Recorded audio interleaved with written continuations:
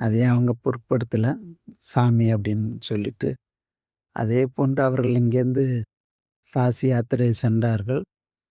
அங்க சென்றபோது ம் எல்லாருக்கும் நாளை விழா கொண்டாட்டத்துக்காக பணங்கள் பெட்டியில இருந்ததெல்லாம் எடுத்து குடுத்துருக்குறாங்க. அப்ப அ கடைசியா "இங்க போயிட்டு வருவோம். ஸ்நானம் பண்ணுவோம்" அப்படின்னு சொல்லிட்டு வந்துட்டு அங்க 11ஆம் நம்பர் ரூம். அங்க உக்காந்தாங்க. "முத்தையா" அப்படின்னு கூப்பிட்டாங்க. பறிகொடுன்னு ஆயிட்டாங்க. அந்த அதான் கடைசியா அவர்கள் பேசுனது. அந்த உணர்வு அவங்களுக்கு அப்படி இருந்திருக்கு. இவங்களும் அதே மாரி சொன்னதும், அது சரியா இருந்திருக்கு. அப்புறம் மகாசன்னியான் அது இதுன்ன உடனே, அ அவங்கள இங்க கொண்டுட்டு வர்றதுக்குள்ள, அவங்களுக்கு இத எல்லா தகவல் தெரிவிச்சுட்டாங்க. எல்லா இடத்துக்கும். அப்புறம் எப்படியாவது அவங்க திருமேனிய கொண்டுட்டு வர வேண்டும். அப்ப வி.வி. கிரிகிட்ட பேசி, சன்னிதானம் அவர்கள் தனி விமானத்தில அவங்கள கொண்டு வர்றதுக்கு வேண்டிய ஏற்பாடுகள செய்து கொண்டு இருந்தார்கள். ஆனா, தனக்கு கிடைக்கும் என்றா யாருக்கும் அவங்களும் எழுதி வைக்கல இவங்கள. ஆனால் அந்த அந்த நேரத்தில இது மாரி இவங்க சென்னையில தான் இருந்திருக்கிறாங்க. அதுக்காக ஒண்ணும் பரபரப்பாகவோ, பலரிடம் பேசுவதற்கோ அதுக்கோ எதுவும் செய்யல. வைத்தீஸ்வரன் கோயிலிருந்து ராமலிங்க தம்பிரான் அவர்கள் அ காசி மடத்துக்கு சென்று அருணந்தி தம்பிரானிடம் எனக்கு அடுத்த இரவு செய்தி அவர் காசிவாசிக்கு தெரிவிக்கப்பட்டிருக்குது. ஆ 21வது வட்டத்தில இருந்த முத்துக்குமாரசாமி தம்பிரான், அவர் அருணந்தி தம்பிரான் மேல பங்களாவுல உறங்கிக் கொண்டிருந்தபோது போய் கதவ தட்டியிருக்கிறாரு. இது மாரி "என்ன?" அப்படின்னு. இது மாரி "கையில சன்னியானம் காசியில" அ அப்படின்னு அவ்வளோதான். அவரு நம்ம காசிவாசின்னு பேர்ல இருக்கோம். அவங்களுக்கு அந்த பிராப்தி கிடைஞ்சிருக்கு. சரி நீ போய் படுத்துக்கு.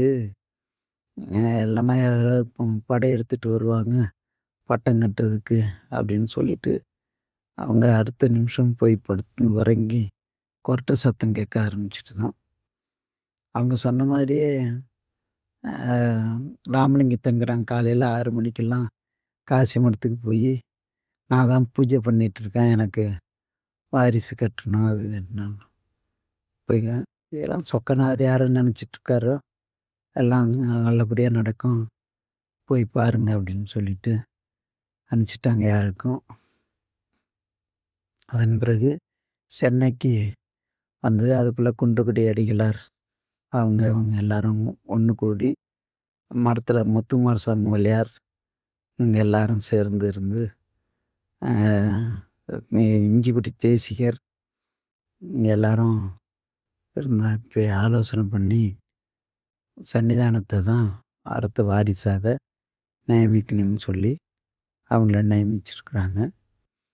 சீர்காழியில் வருகின்ற போது நல்ல மழை. நான் அப்போது படித்து கொண்டிருந்தேன். ஆம், எல்லா மக்களும் அந்த கண்ணீர் விட்டது பார்த்து பெரிய ஒரு தலைவருக்கு அப்படி ஒரு ஆதீனத்துக்கு நடந்த நான் பார்த்ததில்ல சார். படித்து கொண்டிருந்த காலம். மவராசா, மவராசா என்று எல்லாரும் இந்த கையை கூப்பி கும்பிட்டது. இந்த சன்னிதானம் வந்து அடுத்த பின் வண்டியில வந்து கொண்டிருந்தது. இன்னமும் என்னுடைய நினைவில இருக்கிறது. அந்த உணர்வு தான் நமக்கு இங்கே கொண்டு வந்து சேர்த்தது.